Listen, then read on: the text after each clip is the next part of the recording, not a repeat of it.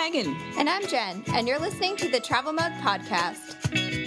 Every episode, we talk about travel destinations, interesting trivia, and even some travel fails. Let's dive into today's episode. Don't forget to travel mug. Welcome back, everybody, to the Travel Mug Podcast. As promised, back on our very first episode, Jen is going to share some of her road trip fails with us. Yeah, I've had a few road trip fails, and I want to learn how to plan a better road trip because now is the time for road trips. So I thought that Megan and I could share some road trip tips so you don't make the same mistakes that I have. Let's do this. So my first story is from when my husband and I first started dating. It was our first road trip together, and we were driving from my hometown of Liverpool to where my grandparents live in Cape Breton. And so it's like a 5-hour drive. Yeah. We broke down just outside New Glasgow. So my husband was driving along and I started hearing this clicking and I was like, what is that? And then I was like, maybe you should pull over. And he pulled over and like there were smoke. There was like, oh no, it was really, really not good. So I think I reacted better then than I would now because we had only just started dating. So you can't go nuclear when you've only been dating for like 3 months. So I thought that I had CAA. I was on my parents' plan. And so I called CAA and they're like, actually, no, you don't. Your parents canceled this plan. I don't want to throw my parents under the bus, though, because they actually came to get us. So, yeah, thanks, Mom and my stepdad, that we sat for a long time in New Glasgow. Also, we had another slight breakdown driving from Halifax to Montreal. Our air conditioner broke in August. So, yeah, that was no fun. So my tips would be to make sure your car is in good working condition. I like it. I think that is a great place to start. Yeah. I mean, obviously, we didn't know that either of these things was going to happen. Our air conditioner had been being wonky for a little while, so maybe we should have got that looked at before we decided to drive, 13 hours or whatever it is. And you couldn't have known. And I think if it's one of those things that you can make sure as much as you can, I guess is the key there. Definitely. So the next tip is to have a plan if you break down. Having a plan helps. It really does. We have roadside, knock on wood. We've never had to use it, but it is a really good plan to have roadside. If you do, you just never know. Much like you thought you had CAA, which probably would have solved a lot of your issues. Not having a plan makes for maybe sitting on side of the road like you did for a while. One of the other things I think that's key too is ensuring you have like a roadside kit in your car. So that could mean a couple of things. So a spare tire and a jack, I think are really big keys. Mm-hmm. Most cars now come with them, but if you have an older car, just making sure that your spare tire has enough air. You have, the tools that you would need to change a tire, snacks and water, a blanket even, and maybe even if you're paranoid like I am in regards to gasoline, maybe even having some only just for the road trip if you feel like you may get in an area without a service station. You really just also don't know where there are dead zones with no cell service. So much like we were talking about having a plan, being able to call somebody, it may not be possible depending on your carrier. So I always find it's better to be over prepared. Definitely. Yeah, actually, my husband broke down last year and we have CAA now and he had to use it. So, but it was February and it took an hour for CAA to get there. So the blanket was key because the car actually wouldn't turn on. So, yes, blanket definitely in the winter. I'd also recommend a shovel in the winter just in case you get like stuck. We have like a short like car size, I guess, little compact shovel. If you get stuck in a snowbank, at least you have that to get out. That's a great idea. So my next story is also from a little while ago. I think it was about 2010. And my husband and I were driving from our home in Halifax to Boston to go to a John Mayer concert. And I did not plan very well. We did not have a GPS, did Mhm. not have smartphones back then. Still had a nice little slidey keyboard phone, so that was not helpful. Uh, Cute, but not helpful. no, yes. I had printed off maps from MapQuest. That makes me So, laugh. Like, I saw that and I was like, "Wow, that is yes, heavy duty stuff right there." that's a throwback right there. I don't think anybody does that anymore. But anyway, we got lost. Shocker. Um, Right. we missed an exit. We were a mess. We stopped for directions in a pretty sketchy neighborhood. I was both afraid to stay in the car and afraid to get out of the car. So that was nice. We had to keep asking for directions. We eventually got where we were going, but we Right. actually couldn't. We stopped at places and couldn't buy a map anywhere. Wow. Um, yeah, at gas stations or anything. It was a little crazy. So before you leave home, you should probably have a GPS and a map. I Right. know we rely on our phones a lot, and I do too with Google Maps, but phones die. So maybe bring a phone charger, external battery, if you plan on using that as your GPS, or bring an actual GPS as well. Definitely. I couldn't agree more, and for the kids listening, a map is actually printed on paper. Yes. Yeah, so it's Yeah. going way back Yeah. there. Learn how to read a map before. I know probably some people don't anymore, but it's a nice like comfort to have maybe a book or a map just in case, especially if you I don't know the area very well. Yeah, I completely agree. We really have done a lot of driving and having a GPS either on our phones, but mostly actually an actual Garmin GPS in the windshield has saved us like countless times. I remember we went to Pittsburgh once and I think we got on and off the freeway about 12 times. And if I had had to read a map to enable us to do this, it never would have occurred. We'd still be driving around Pennsylvania. One thing I'd like to suggest too is do your research for your drive to see if there are any hidden gems. And if you are a regular listener, you know that Jen and I love our hidden We gems. do. Um, and see what you can find along the way. I know here in Nova Scotia, there's the Big Blueberry in Oxford. You can stop and get your picture taken with, or Carter's Beach, which a previous listener had actually mentioned as a hidden gem in the province. So I highly recommend maybe stopping to have lunch there. So your destination doesn't necessarily have to be everything. It's really great to have some pit stops planned, whether it's just for pictures or lunch or to stretch your legs. Jen, is that something that you guys have done in the past yourselves? Yeah, I think that we've struggled with this because don't treat a road trip as uh, an experience. I'm like, let's get in the car and drive there. And so we've like exhausted ourselves driving 12 hours, Right. basically straight. So that's definitely a piece of advice that I need to take.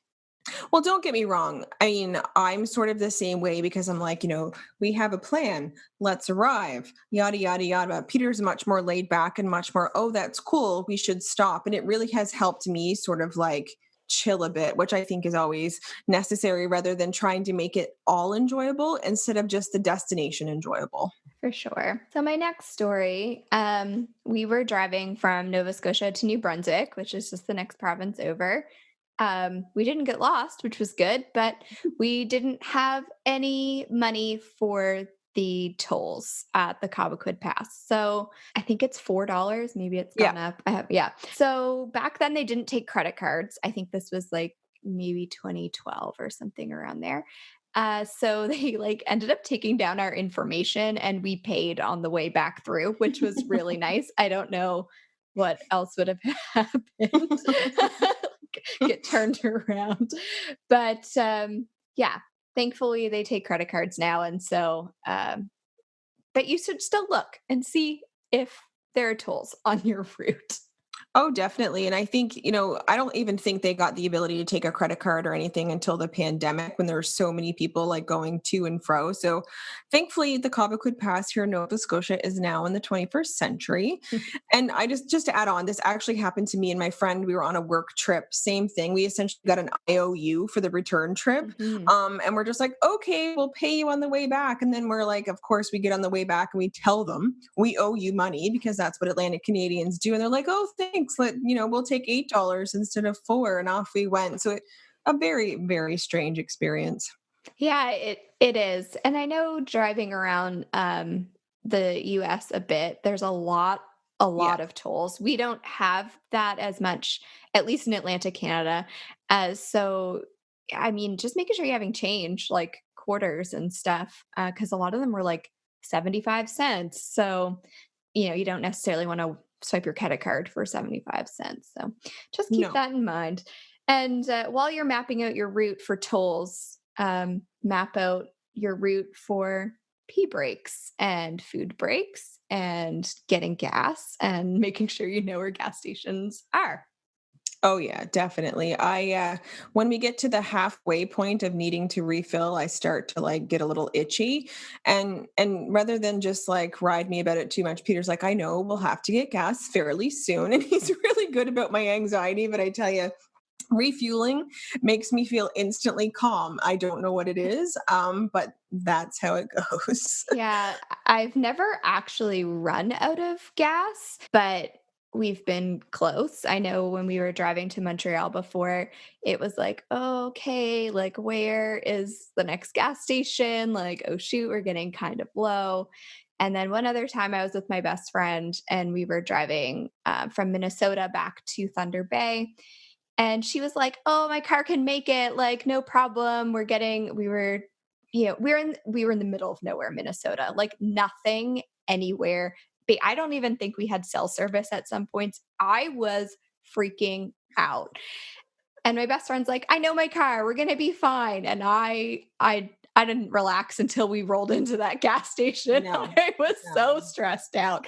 So I would not do that to myself.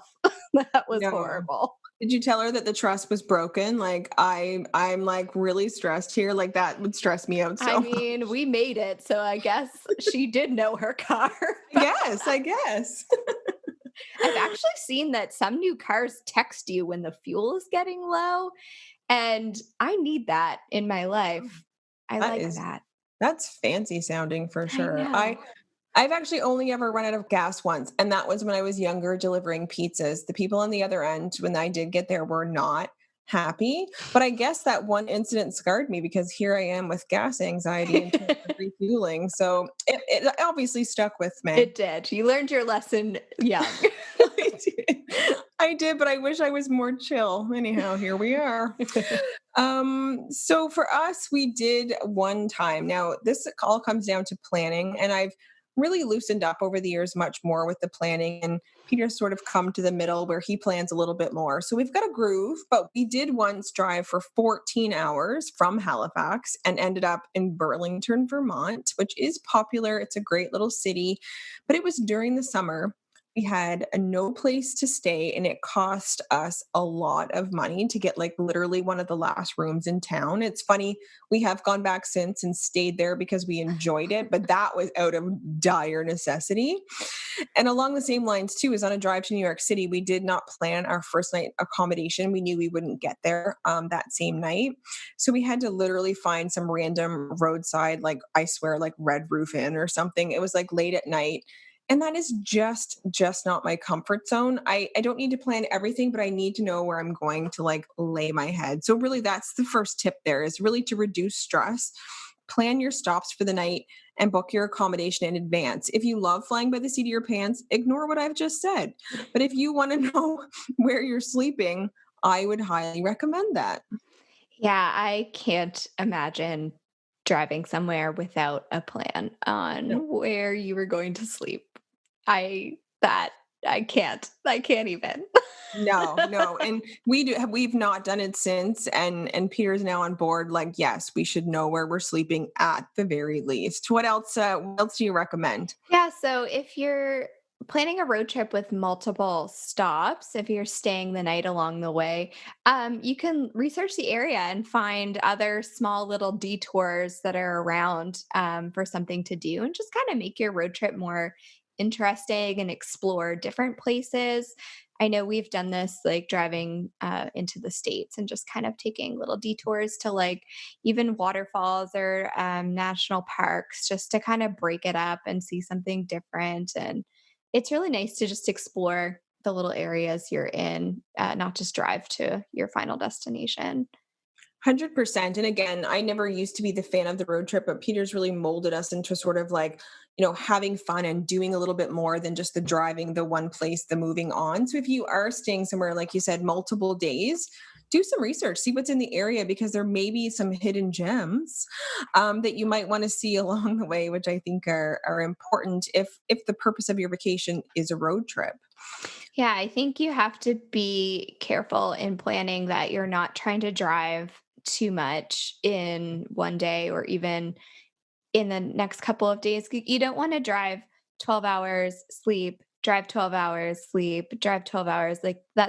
it's way too much. So trying to break it up with days where you have shorter driving times uh, makes everybody happier, I think. No, 100%. And that's exactly what we do. So let's say Iceland, for example, we did the whole country, and I know we didn't see everything, but we drove around the whole thing. So to make sure that things were broken up properly, we're like, okay, what's 4 hours from this stop? What can we do in the meantime? Is 4 hours a good stop for the next one? And then what can we plan in between? So I think it's really about enjoying it. And I think a lot of people dread road trips because they just think destination. But if you really can break it up into small, manageable driving chunks, and it's great for the driver. So if you're not sharing driving as well, it really helps with like driver burnout, like you're not going so far every day. And I think another key to that too is being open to being spontaneous when you are planning your route. So this happens to us all the time. So maybe what you had in mind originally is too far to drive in one day, or the place you really wanted to stay for the night that you had your heart set on, maybe it's booked. So just be open to changing things up, looking for spots to stay the night that even if they may turn out to be better, you don't know. If you're not looking around, you'll never know what could be out there. Or really staying totally in a different town if your original preferred town is booked. So you can always backtrack or go forward to that original town if you wish, but you have to be open and understanding you may not always be able to book what you want, but how can you still make it enjoyable? Definitely. So we haven't done a lot of extensive road trips. Most of them have been, maybe 2 days driving. But back in the spring, we started planning our trip to Ireland, and we are going to rent a car basically for the first time, I think, on vacation. Wow. Usually, we've either driven our own car from somewhere else or from where we live to somewhere else and back. Sure. I think one time we rented a car for one day in Florida. So the road trip really hasn't been our thing, but we really want to drive Ireland. So what I started to do when I was planning it is making a list of places that we want to go and kind of looking at them on the map and trying to see what makes sense for how much can we get done in one day. I don't want to be too rushed. I want to be able to enjoy this and then trying to figure out what's a reasonable amount of driving for one day and what we can reasonably fit in a, 10 day to 2 week kind of trip because you can't stop literally everywhere. It's just not possible. Is that kind No. of how you guys plan a road trip? It is 100%. And that's exactly what we did with Ireland. You're not going to see it all in one trip. So you're going to read blogs or, watch videos on YouTube and have a little bit of FOMO because you're like, I'm not going there. That's not part of my plan. But definitely go into it understanding you likely can't see everything. So you just have to pick the things that are most important to you. Figure out, like you exactly like you said, where are they on the map? How much can I get done without rushing myself? We did find when we went to Ireland last year, especially in the beginning, we had 6 nights. Our first 6 nights, I think, were in different places. We saw and did so much, but it was a little bit rushed. I mean, the planning was really great. We got to see everything we wanted to see, But if we had a little bit more time or maybe cut off a day here or there, we could have seen maybe things a little bit longer or spent a little bit more time. It worked out great and we had a really great time, but we just knew that we couldn't fit it all in. So the key is, like we've talked about before, if you're not into wax museums, don't spend your time there. But if there's things that are really key to you, just make sure that those are on the list, plan accordingly. And then once you've got your hotels booked, maybe you've got a little bit of extra time and then do a little bit more research of the area and maybe find things that do interest you, that you didn't know were there. And I think that that's really super helpful too. And that's what we did when we ended up going to the falconry. We had no idea that we wanted to do that in Killarney. I'm obsessed with owls. Peter found it. We didn't know we were doing it. And then there we were in this meadow with this dude and all of his birds. And it was amazing. It was one of the best experiences of my whole life. And so you have to be open to be spontaneous and you can't plan every second, but the major things are important. Make sure that you have those checked off and that you can get those done. Definitely. I think that where I fail a lot is underestimating how long you're at a destination. So if I want to stop at a museum or an experience that, it's you're gonna be there a little while. And so I think that's where I end up screwing up the planning is that, oh, now we're leaving at like 8 p.m. and we have a 5-hour drive. Like, oh Right. shoot, like that's not going to Yeah. be fun. So just trying to probably overestimate how long you might spend at like if you're doing a distillery tour or something like that. Those things just tend to take longer than you Yes. think. I think a big key too, like, I mean, you're exactly right. Overestimating is better and really just trying to not plan too much stuff on the day you're departing from a town. Hmm. We don't do that. We get up in the morning. If we maybe need a couple of extra hours, we take them, but then we get on the road. So we Hmm. make sure we do the majority of our stuff either the evening that we get there or the full day that we have there. And then we don't rush ourselves the next day because that's exactly what happens. You end up with this really long drive that you hadn't intended. And I mean, as an example, we were at the Guinness Storehouse in Dublin. We were there 4.5 hours. We're like, where did the time go? And if we had been leaving from somewhere, we would have either A, cut that short and missed stuff we wanted to do, or left really late. And honestly, no one wants to do that. Yeah, I think that's really important and a mistake that a lot of us make. So, good things Yep, to keep in mind. definitely. So, I think, with our final thoughts here, kind of winding down, like we've said, you have to think of the road trip as part of the adventure and not getting from point A to point B like sometimes I have.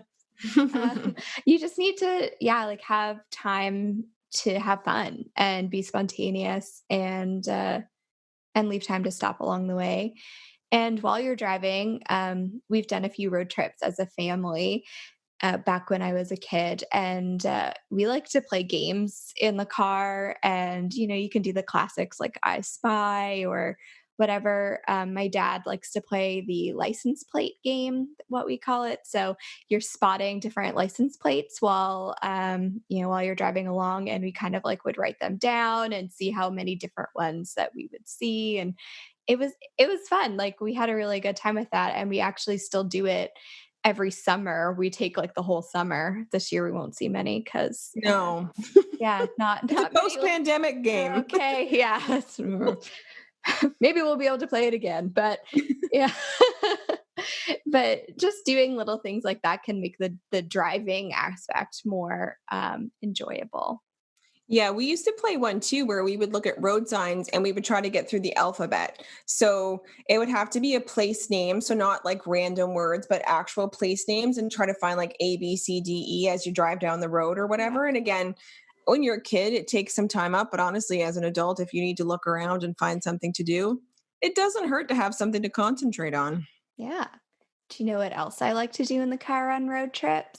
What? Listen to podcasts. Oh So my goodness. maybe you're listening to this podcast about road trips on a road trip. Oh my God, imagine it. It's like podcast road trip inception. All we need is Leonardo DiCaprio. Let's do Oh, where is he? I'd do a road trip with him. samesies. So thank you, everybody, for listening to this podcast, no matter where you're listening to it from. If you enjoyed it, you'll probably also enjoy episode 1, which was our travel advice in uncertain times. So if you haven't already really listened to that, it's a great podcast in the library that we have so far. And, these still sadly are uncertain times. We're all looking to the future, but we also have to live in reality. So if you want to check that out, go right ahead. As always, you can find us on Facebook and Instagram at the Travel Mug Podcast. And please consider leaving us a review on Apple Podcasts and sharing the episode with a friend because that's how we grow. Definitely. So we'll chat again soon. Bye, everybody. Bye.